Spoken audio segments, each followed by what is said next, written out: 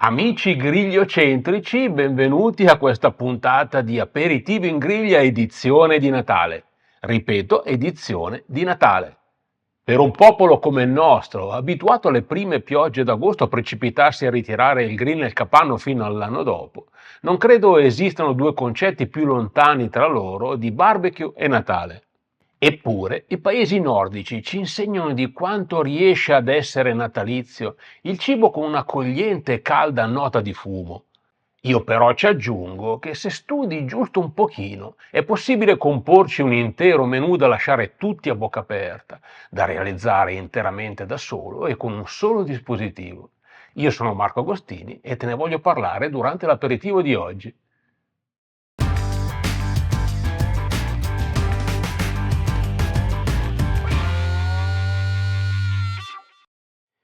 Eh sì, perché noi italiani siamo un po' così. E fa freddo, ma poi chi sta davanti alla griglia, ma è tutto un entrare e uscire. Però se mi segui da un po', dovresti sapere che è tutta una questione di programmare bene il tuo progetto di cottura, ossia studiare con attenzione la linea di congiunzione tra la materia prima a tua disposizione e il tuo risultato atteso. In questo caso in particolare occorre pensare molto bene il menù in funzione dei tempi a tua disposizione in griglia e fuori dalla griglia. È chiaro che se pensi di impostare un intero menù delle feste sul grilling sei un pazzo furioso, ma se la pensi in maniera intelligente, spaziando tra le tecniche, bilanciandolo tra brevi ed intense fasi di cottura diretta e più tranquille ed autonome cotture indirette, magari sfruttando qualche cottura lenta o qualche fumicatura a freddo, sarai in grado di realizzare un menù molto ricco e diversificato e meno impegnativo di quanto pensi. Vediamolo insieme. È un menù di 10 portate, 5 antipasti, un primo, 2 secondi, frutta e dessert. E cosa puoi volere di più? Si comincia con un classico, tristi affettati affumicati di pesce, salmone allo sciroppo d'acero, spada alla mela verde calvados, tonno agli agrumi e cognac. Seguono cappesante piastrate su crema di cannellini e pinoli tostati, tataki di tonno con salsa ponzo e capperi, cubi di manzo con salsa verde e tonno di pollo in fumo d'acero. Il primo piatto fa comfort food da solo, tortelloni di magro piastrati con ragù di anatra cotto lentamente in Dutch oven. Come secondi, invece, un mito nordico delle feste come l'anatra e patate, in questo caso affumicato con botti di cognac, e un mito del Natale per gli amanti del barbecue in purezza, il brisket, qui ai funghi e caffè e accompagnato da una rinfrescante coleslaw alla mela verde. Per frutta, ananas alla menta e sambuco e come dessert l'irrinunciabile panettone, ma grigliato, con il gelato. Ti serve solo uno dei grill che in questo articolo del mio blog Grill Experience definivo come universali, un contenitore isotermico e un termometro a sonda, meglio se wireless, da scegliere in base alle caratteristiche che ti spiegavo in quest'altro articolo. Ora seguimi con attenzione e attento ai tempi e ai cambi di setup. Non badare troppo alla ricetta in sé, ti lascio il link a tutte in descrizione. Presta in questa fase maggiore attenzione all'aspetto della programmazione di cottura. Diciamo che l'obiettivo è il pranzo per il giorno X, ma tu prudenzialmente devi iniziare circa 4 giorni prima con le affumicature a freddo. Non ti spaventare, come sai dal corso Affumicare a freddo, si tratta di preparazioni sì un po' lunghe, ma che richiedono un'attività e una supervisione prossima allo zero. Tu le imposti ad inizio giornata e poi vai a farti i fatti tuoi. Easy. Cerca una pezzatura simile per i tre pesci e una polvere di legno comune che ti possa piacere, in modo tale da poter avere tempistiche le più simili possibili e di poterle affiancare durante la fumicatura. In questo caso setup in diretto e chiocciola da affumicatura a freddo. Non servono ulteriori spiegazioni, credo. Quindi primo giorno brine, secondo affumicatura, terzo rinvenimento. Il quarto ce lo teniamo come jolly per eventuali ritardi. Il terzo giorno, quello del rinvenimento, avviene naturalmente in frigo e quindi il grill ci viene comodo per una cottura lenta e per molti versi autonoma, che potrai anche iniziare il tardo pomeriggio per la sera, se sei più comodo.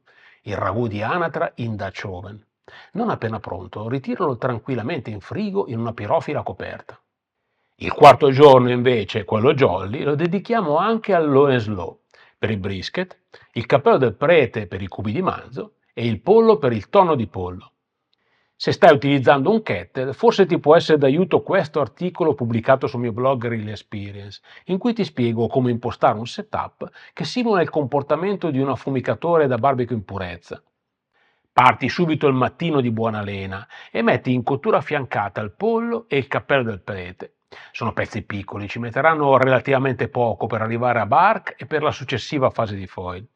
Una volta giunto a probe test per il manzo e a pullaggio per il pollo, sposta entrambi all'interno del contenitore isotermico per 2 ore di rest, terminate le quali dividi il cappello del prete lungo la vena, taglialo a cubi e sigillali all'interno di una vaschetta di stagnola con i suoi stessi succhi.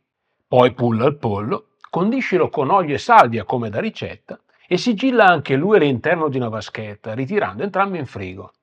Nel frattempo, stima i tempi in funzione del peso e delle caratteristiche della punta di petto, come ti spiego nel mio videocorso Competition Brisket, in previsione di terminare la cottura intorno a mezzanotte. Non prestissimo se il giorno dopo hai festa, ma un orario tutto sommato ancora accettabile. Spostalo poi direttamente nel contenitore isotermico ancora avvolto nel foil e lascialo lì tutta la notte. È mattina e siamo al D-Day. Fai colazione tranquillo, ma nel frattempo poni in riscaldamento il forno della tua cucina a 65 gradi. Ti risulterà molto utile per tutta la giornata, vedrai. Poi mettici in rinvenimento la vaschetta con il pollo e quella con i cubi di manzo. Sei mai stato in un ristorante giapponese? E allora conosci il tataki. È pesce crudo golosamente magliardizzato nel solo primo millimetro superficiale, ma pur sempre crudo. E quindi puoi permetterti di farlo prima. Ed è esattamente quello che devi fare adesso per iniziare a guadagnare tempo. Il setup è centrale e diretto, con una bella piastra in ghisa in preriscaldamento.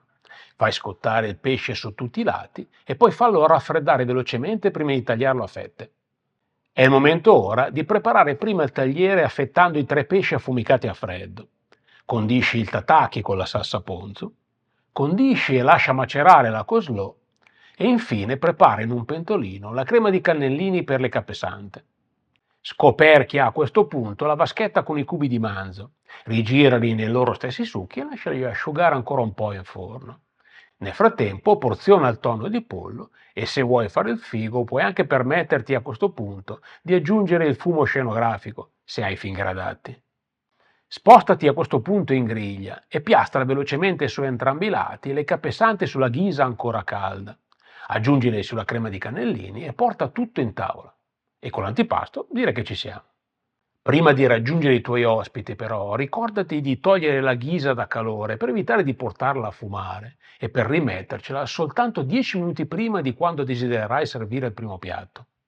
Non appena avrai fatto, aggiungi i tortelloni in un contenitore con il burro fuso e metti in riscaldamento il ragù all'interno di un pentolino.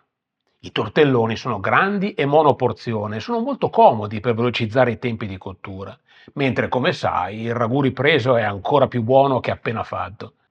Piastra i tortelloni su entrambi i lati, sormontali con una bella cucchiaiata generosa di ragù e servi.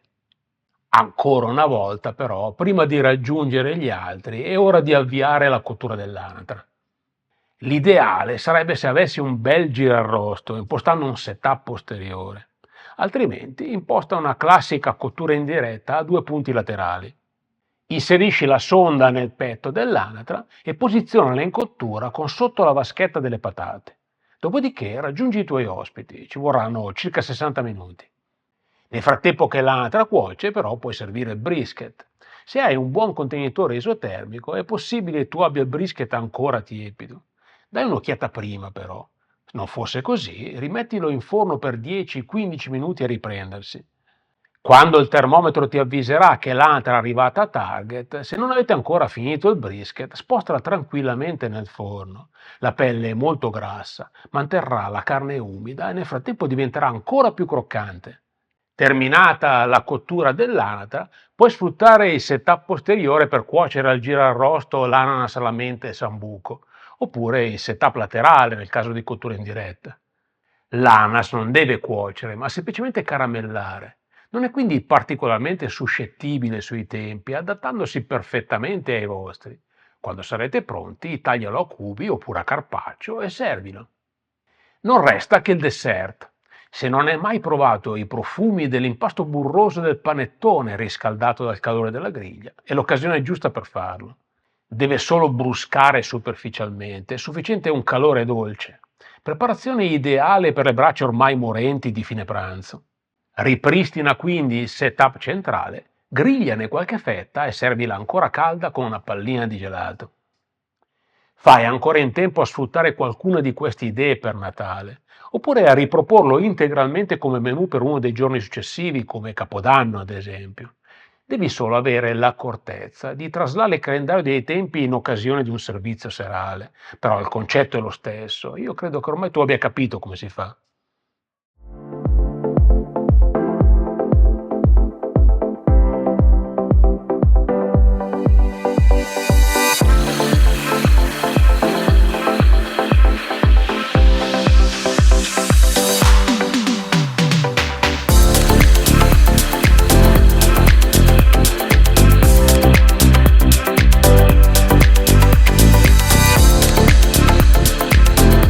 Prima di fare un brindisi insieme per Natale, però fammi un regalo.